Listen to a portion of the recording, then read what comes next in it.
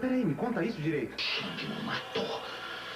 Mas eu matava matar sanguínea. Para com essa história que mata. Olá, gente, boa tarde. Vamos dar início à nossa primeira aula de geografia nesses tempos loucos de pandemia. Hoje nós vamos falar da Europa e da Ásia.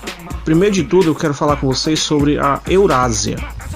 A Eurásia é uma imensa massa de terra que compreende os continentes da Europa e da Ásia. Os montes Urais, os mares Negros e o Cáspio e a cordilheira do Cáucaso são considerados limites naturais e ao mesmo tempo obstáculos físicos para a integração entre os povos da Ásia e Europa.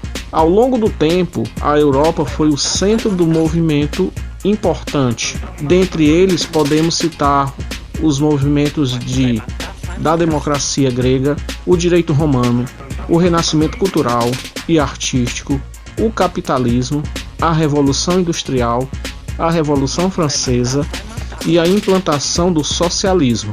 Ao longo da história, esses dois continentes também experimentaram vários conflitos. Dentre eles podemos citar a Primeira Guerra Mundial, que foi de 1914 a 1918, e a Segunda Guerra Mundial, que foi de 1939 a 1945. Essas duas grandes guerras causaram a morte de milhões de pessoas e alteraram as suas fronteiras, levando à criação de vários estados. Atente aí para os dois mapas e veja a diferença entre essas fronteiras. A hegemonia europeia e a divisão do mundo em Ocidente e Oriente.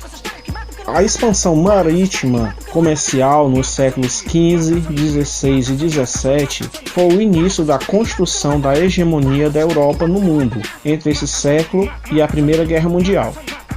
Nesse período, a Europa fundou colônias nas Américas e feitorias na África e Ásia, ampliando assim seu espaço comercial e começou a juntar riquezas que mais tarde serviram para realizar as revoluções industriais, surgindo por sua vez o capitalismo industrial. Nos séculos XIX, países da Europa, usando de sua superioridade técnica, conquistaram países da África e Ásia.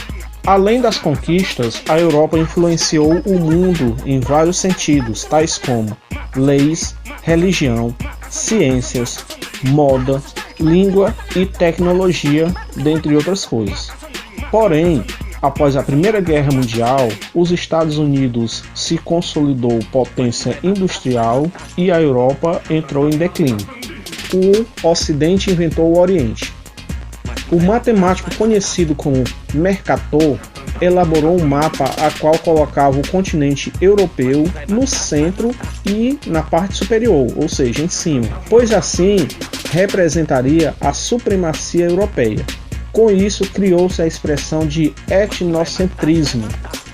Outro exemplo de eurocentrismo foi a escolha do meridiano de Greenwich como meridiano zero, pois o mesmo passa sobre a cidade de Greenwich, na Europa.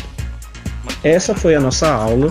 Espero que vocês deem uma olhada no livro didático e que me aguarde na próxima semana, a qual eu estarei fazendo a correção do exercício.